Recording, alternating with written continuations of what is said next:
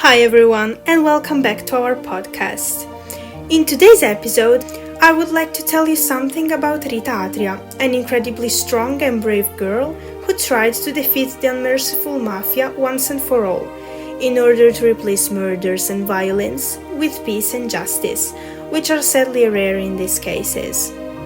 Even if our listeners are widespread across the world, I'm completely sure that everyone, at least once in their life, has heard about all the crimes committed by famous exponents of the mafia, from money laundering to drug trafficking, not only in Italy but also in foreign countries.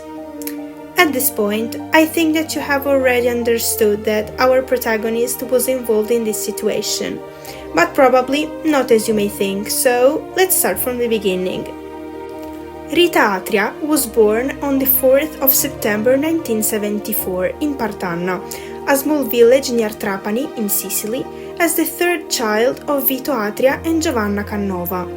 In her precious diary, she describes her parents in opposite ways. Indeed, her mother was incredibly strict and cold, while her father was always loving, affectionate, and elegant. The name Atria was highly respected there, and everyone would call Vito il Pacere, the peacemaker in English. That's because he was able to solve every problem. Unfortunately, this is not a fairy tale, and we all know that there is something more underneath the surface. Indeed, Rita's family was involved in the mafia, and in particular in the area controlled by the well-known Matteo Messina Denaro, now behind bars. Everything seemed to be under control until something terrible happened in 1985, when this little girl became fatherless the day Vito was murdered for opposing the new drug-dealing plan.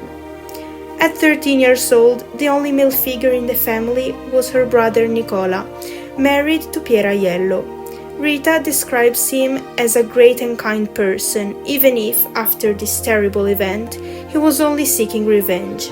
She tried to convince him to stay away from those dangerous and unmerciful people, but he didn't listen. He failed his attempt, and in 1991 he became a victim too. Tired of blood, tears, violence, and death, after this painful episode, she decided to follow the example of Piera Aiello, and she became a witness at 17 years old, by reporting to the authorities everything she knew about criminal organizations. The two of them moved to Rome, living under false identity and protected. Each word, description, or event told by Rita to the judges was extremely valuable and precious. She made a list of names, and by consequence, an important number of mobsters was arrested in Sciacca, Partanna, and Marsala. In addition, other details and informations were discovered. In particular, she used to talk to the judge Paolo Borsellino, who became, in a couple of months, the father she has previously lost. Their relationship was extremely strong, and she felt free to say everything.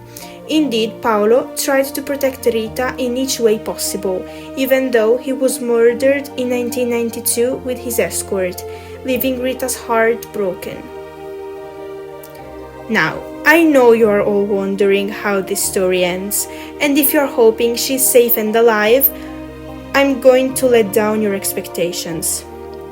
On the 26th of July 1992, the body of a young girl was found in Amelia Street in Rome, apparently fallen off an apartment located on the 6th floor. Initially, the case was closed as suicide as a consequence of Borsellino's death, although the investigations were not properly conducted. As a matter of fact, on her window the cops found a fingerprint, which was never analyzed despite the requests. Her sister was informed only 2 days later, and nobody was never questioned, but most importantly, a police officer asked for the diary where she used to write all the important numbers, even if that object was never seen again. Unfortunately, this is a bitter end, covered by a veil of mystery and a ton of questions which may never receive proper answers, even if her sister Anna Maria and Piera are fighting to uncover the truth.